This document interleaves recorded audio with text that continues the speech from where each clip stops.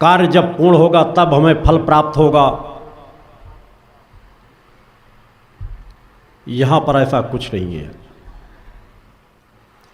यहाँ पर सब कुछ पहले से सुनिश्चित है, क्योंकि हमारे और आपके साथ माता आदि शक्ति जगत जननी जगदम्बा है। जो कुछ हो रहा है उनकी प्रेरणा से हो रहा है। मेरे हृदय में तब भी माता आदि शक्ति जगत जननी जी जगदम्बा की स्थापना थी जब मैंने प्रातः ब्रह्म मुहूर्त में 4 बजे सुबह यहाँ पर नदी से यहाँ पर मैंने प्रवेश किया था, जहाँ 10 बाई 10 की जगह नहीं थी। नदी से लेकर के यहाँ तक आने में पहुँचने में घंटों शिष्यों को लग गया था पहुँचाने में। तब भी माँ की वही कृपा थी, आज भी माँ की वही कृपा है।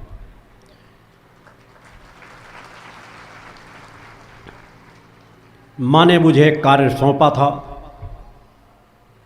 अपना आशीर्वाद दे करके। जब उस जगत जननी का आशीर्वाद जुड़ा होता है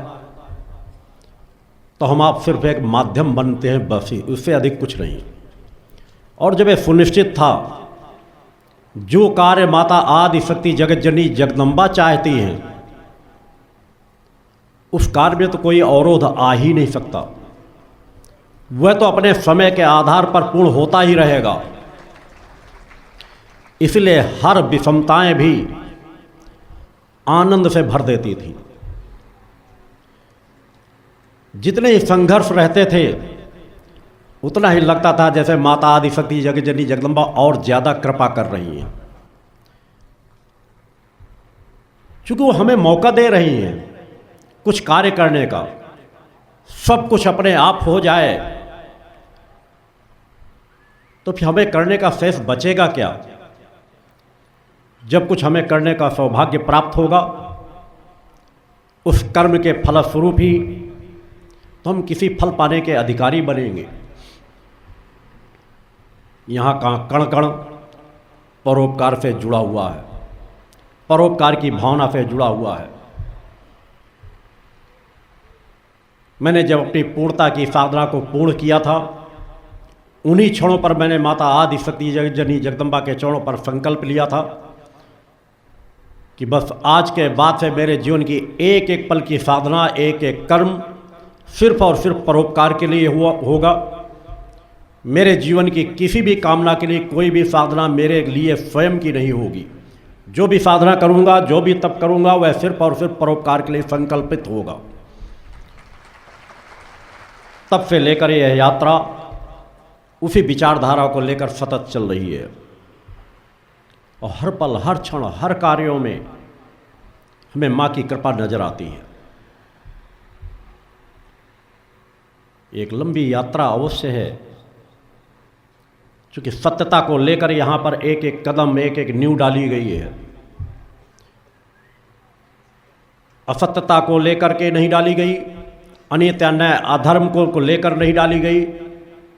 संघर्षों को पसंद किया गया कि संघर्ष भले हमारे जीवन में एक नहीं अनेकों आते रहें,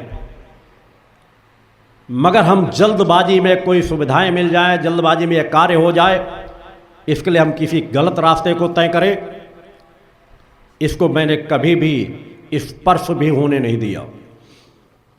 क्योंकि मेरा अपना स्वयं का संकल्प था कि यहाँ के कण कण को मैं अपने कर्म बल के माध्यम से चैतन्य करूँगा, अपने पुरुषार्थ के माध्यम से चैतन्य करूँगा। कण कण में वो परम सत्ता व्याप्त है, केवल मंदिरों में ही नहीं। इस सत्य को लेकर के ही कि मंदिरों के जब निर्माण होंगे तब निर्माण होंगे, मुझे यहाँ के कण कण को चैतन्य करना है कि इस पवित्र स्थल पर, किसी स्थल पर आकर के यदि कोई भी भक्ति भावना लेकर के 5 मिनट, 2 मिनट, 1 मिनट भी शांत चित्त होकर के बैठेगा तो उसे अलौकिक शांति की अनुभूति होगी। उसे वह तृप्ति मिलेगी जो किसी अन्य तीर्थस्थलों पर, देवी देवताओं के मंदिरों पर, स्थानों पर नहीं प्राप्त होगी। आवश्यकता होगी सिर्फ साधक प्रवृत्ति की, भावना की, समर्पण की। जिस पथ पर मैं आप लोगों को बढ़ा रहा हूं, मैंने यहाँ के किसी एक पल को नष्ट होने नहीं दिया। आप लोग भी पुरुषार्थी बन सको, परोपकारी बन सको, कर्म कर सको। इसलिए आश्रम पर यहाँ भूमि पूजन करने के बाद, आश्रम में प्रवेश करने के बाद 23 जनवरी के 15 अप्रैल को ही माँ का अखंड गुणगान प्रारंभ करा दिया गया था, जो एक छप्पर में प्रारंभ करा दिया गया था कि आने वाले भक्त 1 मिनट भी अपने समय को नष्ट न करें, या तो यहाँ किसी न किसी सेवा कार्य में लगे, या साधना में लगे, या जितना नितांत आवश्यक हो उतना विश्राम करें। लोगों का समय नष्ट न हो, वह माँ की आराधना के पथ पर चले, क्योंकि यह कर्म प्रधान सृष्टि है, कर्म का फल मिलता है। 2 बातें जो मेरे द्वारा अनेकों मंचों से, हर मंचों से अधिकांशतः बार बार आप लोगों को अवगत कराई गई है कि जीवन में 2 बातों को कभी मत भूलना, आत्मा की अमरता और कर्म की प्रधानता। हर काल में सत्य रहा और हर काल में सत्य रहेगा, और जो मनुष्य इस बात को नहीं भूलता और उस पर अमल करके हर पल उस पथ पर चलता है कि जब यह आत्मा अमर है, कल भी मेरे साथ थी, आज भी मेरे साथ थी और कल भी मेरे साथ रहेगी, मेरा अस्तित्व कभी नष्ट नहीं होगा, और कर्म की प्रधानता है, कर्म के अनुसार ही मेरे सामने अच्छे बुरे फल आएंगे। तो क्यों न एक बार ऐसा संकल्प लेकर आप लोग उस रास्ते पर बढ़ो। हर व्यक्ति सुख ही तो चाहता है कि हमें सुख मिले, कष्ट ना मिले, हम चेतनता का जीवन जिए, हम पूर्णता का जीवन जिए, हम परोपकारी बने, हमारे अंदर परम सत्ता इतनी सामर्थ्य दे कि हम घर में भी सुख शांति ला सके और समाज को भी सुख शांति दे सके। तो रास्ता क्या है? कर्मवान बनना, इसके अलावा कोई रास्ता नहीं है। हमारे सभी धर्म ग्रंथ शास्त्र चीख चीख करके कर्म की प्रधानता की बात कह रहे हैं कि कर्म करो और फल प्राप्त करो, सत्कर्म के पथ पर चलो। आज अगर समाज का पतन हुआ है तो उसके लिए मूल वही कारण है कि मनुष्य फल तो चाहता रहा, जायज नाजायज किसी पथ से भी प्राप्त हो जाए, हमें कर्म ना करना पड़े। आलस्य, अकर्मणता, निराशा, इसलिए मनुष्य के अंदर वो प्रवृत्ति पैदा हो गई कि वह कर्म कम करना चाहता है और फल बहुत अधिक प्राप्त करना चाहता है। और फिर धीरे धीरे समाज की सोचने समझने की शक्ति भी क्षीण होती गई। आज अधिकांश समाज विवेकहीन हो चुका है, सोचने समझने का स्तर बहुत निचले स्तर पर आ चुका है, जबकि मनुष्य के अंदर एक ऐसी विवेक बुद्धि की ऐसी क्षमता भरी हुई है परम सत्ता ने, जिसमें सोचने समझने निर्णय लेने की अलौकिक क्षमता भरी हुई है। इसी हमारे आपके शरीर में सब कुछ जान लेने की क्षमताएं भरी हुई हैं, सब कुछ देख लेने की क्षमताएं भरी हुई हैं, सब कुछ प्राप्त कर लेने की क्षमताएं भरी हुई हैं। एक नहीं अनेकों लोगों से संबंध बनाने की क्षमताएं भरी हुई है। इतनी अपरिमित क्षमताओं को लेकर के भी समाज आज किस मुकाम पर आकर खड़ा हो गया है? चूंकि उसने कर्म से मुख मोड़ा, सत्कर्मों से मुख मोड़ा, धीरे धीरे समाज का पतन होता चला गया। हमने उस खोज को जारी नहीं रखा कि हमारी शारीरिक क्षमताएं क्या है, हम इस शरीर के माध्यम से क्या कर सकते हैं, इस शरीर के अंदर इतनी नाड़ियां क्यों बनाई गई, इतनी कोशिकाएं क्यों बनाई गई, यह दिल हमारा क्यों धड़कता है, हमारे हाथ पैर आंख कान ये किस प्रकार काम करते हैं। यदि परम सत्ता को सामान्य जीवन ही जिलाना होता तो ये सब कुछ भरने की आवश्यकता नहीं थी, इससे हजारों गुना कम चीजों पर भी जीवन चल सकता था। मगर उस परम सत्ता ने इस पिंड में पूरे ब्रह्मांड को समाहित कर दिया कि उसकी कोई विकृति उससे दूर ना रहे, हर पल उससे संपर्कित रहे, हर पल उससे जुड़ करके रहे, उसके जीवन में कभी दुख और तकलीफें ना आए, हर संघर्षों से पार जाने की उसके अंदर क्षमता हो। आज तो कुछ अलौकिक कर पाने की स्थिति होती ही नहीं है। मनुष्य अपने आने वाली सामान्य सी समस्याओं का समाधान नहीं खोज पाता, जबकि मनुष्य अलौकिक क्षमताओं से भरा हुआ है। इतिहास साक्षी है, हमारा सनातन साक्षी है कि हमारे ऋषियों मुनियों ने हर असंभव को संभव करके दिखाया है। हमारे साधक साधिकाओं ने हर असंभव को संभव करके दिखाया है। आप सभी लोग पढ़ते रहते हो, सुनते रहते हो, जानते रहते हो, मगर वह प्रबल इच्छा शक्ति अपने अंदर कभी नहीं पैदा कर पाते कि मैं स्वयं अपने पतन को रोकूंगा। या तो आप आकाश में पैर रखना चाहते हो, तत्काल हमें कुछ ऐसा प्राप्त हो जाए, जितना पतन के मार्ग में गए उस दूरी को तय करना आज भी नहीं चाहते। आज भी अधिकांश समाज में वो प्रबल इच्छा शक्ति की कमी नजर आती है। जो उस पथ पर चल रहे हैं उनके अंदर भी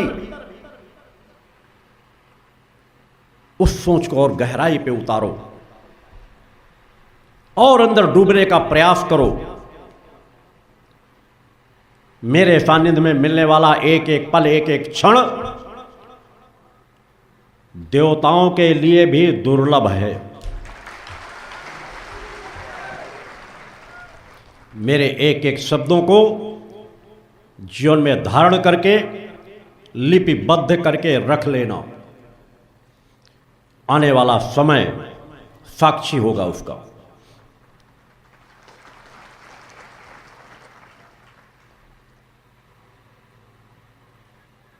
मैं सच्चिदानंद का स्वरूप हूं।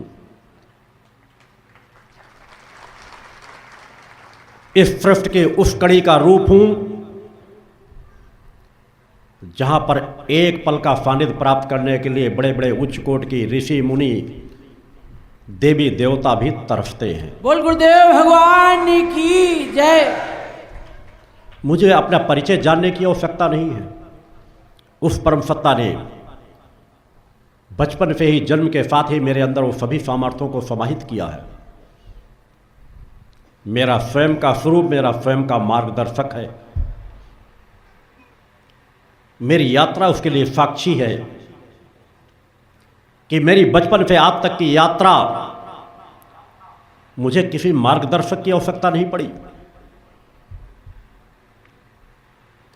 अपनी साधनाओं के लिए, अपने पथ पर बढ़ने के लिए सब कुछ मनुष्य के अंदर समाहित है। और सजग रहो। मौके देने के लिए आया हूं आप लोगों के बीच, समाज के बीच, एक लक्ष्य को, एक कार्य को लेकर के। मैं प्रचार प्रसार से अपने आप को बहुत दूर रखना पसंद करता हूं, क्योंकि मेरा प्रचार मुझे सम्मानित या दुनिया कर ही नहीं सकती। उसके पास ऐसा कुछ नहीं जो मुझे सम्मानित कर सके। मैं उसके लिए कुछ करने आया हूं, सम्मान को भोगने के लिए नहीं।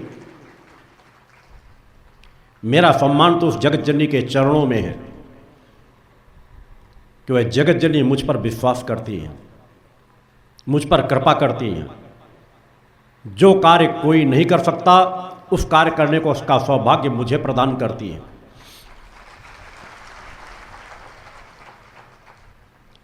और सजग होने की आवश्यकता है।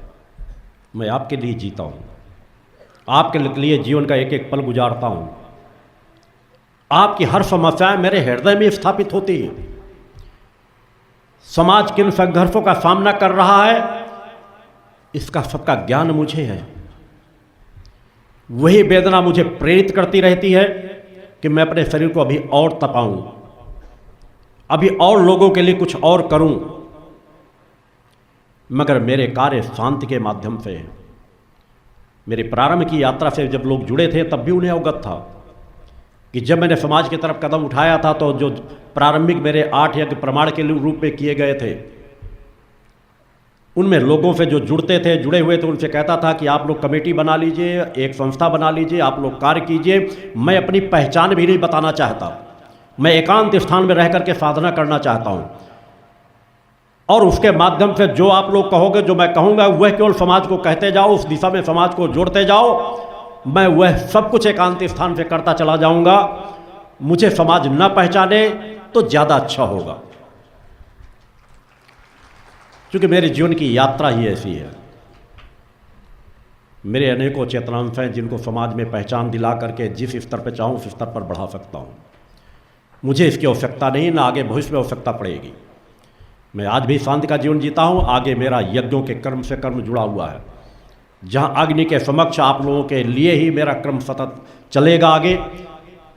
कठिन से कठिन साधनाओं के क्रम समाज को दिशा देने के लिए, चूँकि मैं उस सत्य को जानता हूँ, आशीर्वाद दे के आप लोगों का, कुछ लोगों का तो कल्याण कर सकता हूँ कि आप लोगों के समाज का जो कल्याण कर रहा हूँ उससे 1000 गुना ज़्यादा कर सकता हूँ, मगर वह तत्काल प्रभाव सिर्फ आपकी पीढ़ी को, आपको लाभान्वित करेगा।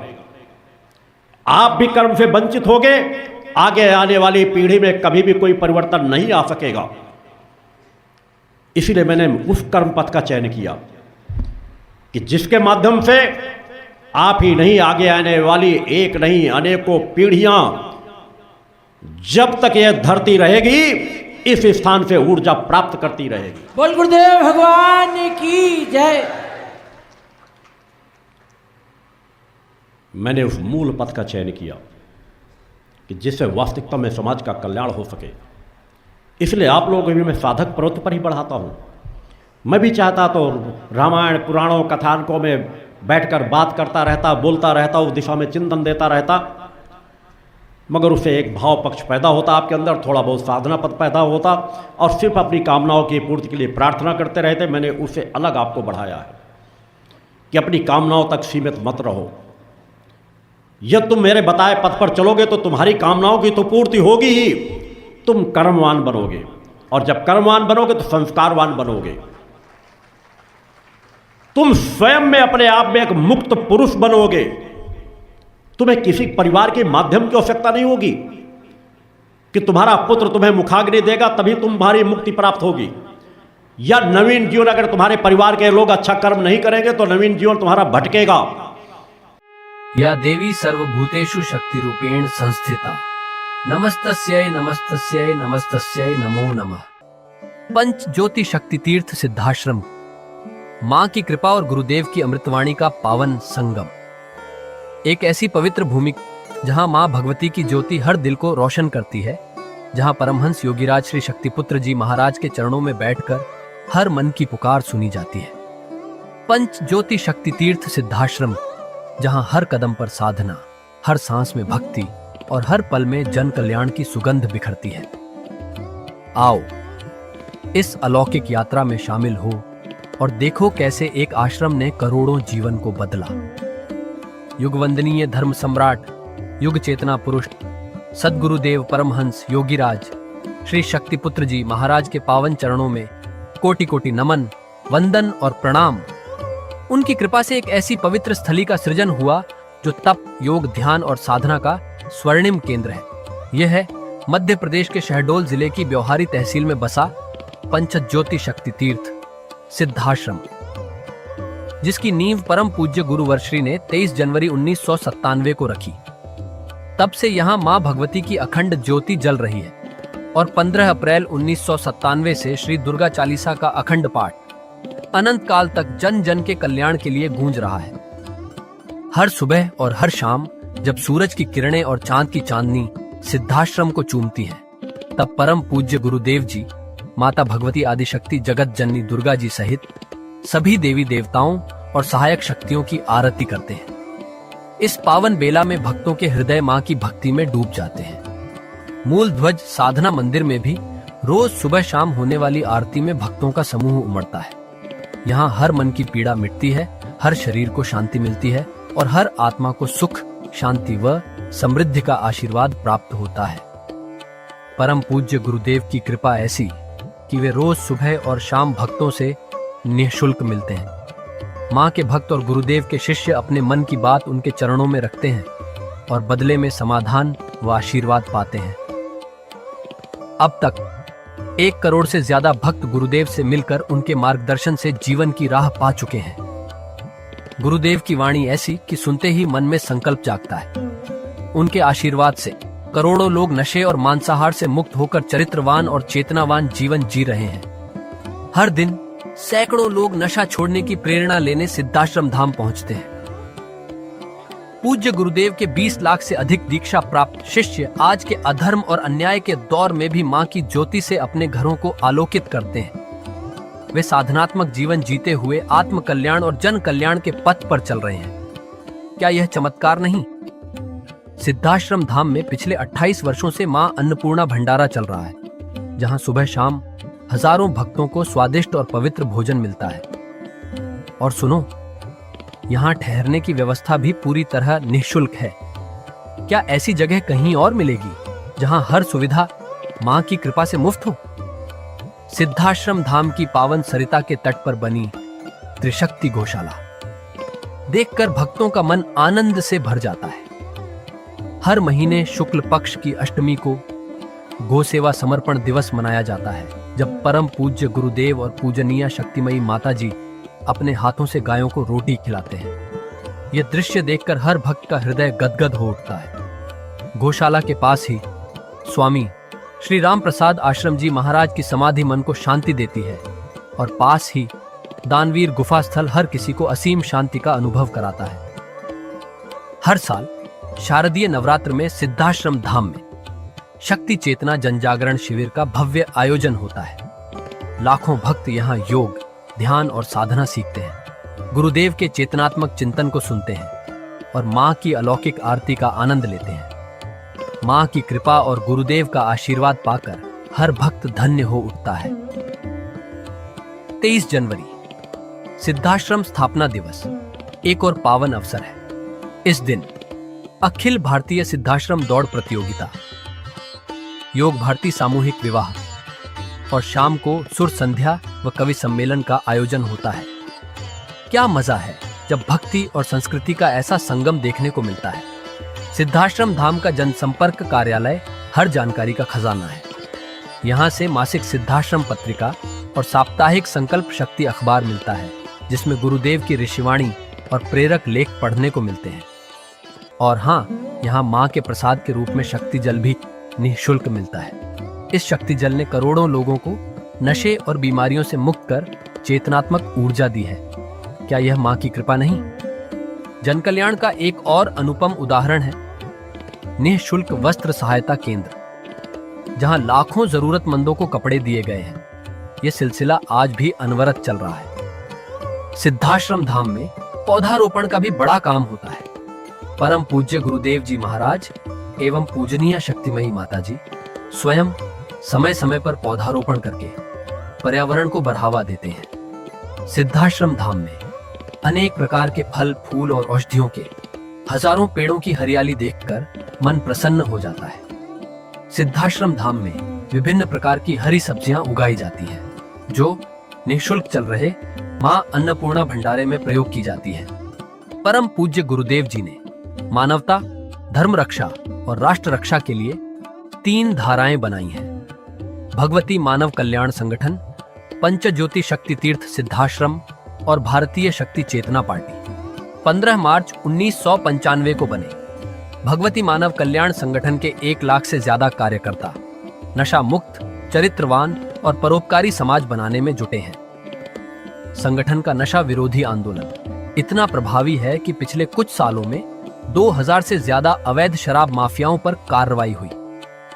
संगठन के समर्पित और कर्मठ कार्यकर्ता दिन रात इस मिशन में लगे हैं। Siddhashram Ayurveda and food products के जरिए शुद्ध दवाएं और खाद्य पदार्थ बनाए जाते हैं। इन्हें लेने या व्यापार के लिए एजेंसी पाने के इच्छुक लोग संपर्क कर सकते हैं। आओ सिद्धाश्रम की इस पावन यात्रा का हिस्सा बनो। यहाँ माँ का अखंड गुणगान सुनो, साधना में डूबो और परम पूज्य गुरुदेव के दर्शन कर जीवन को धन्य करो।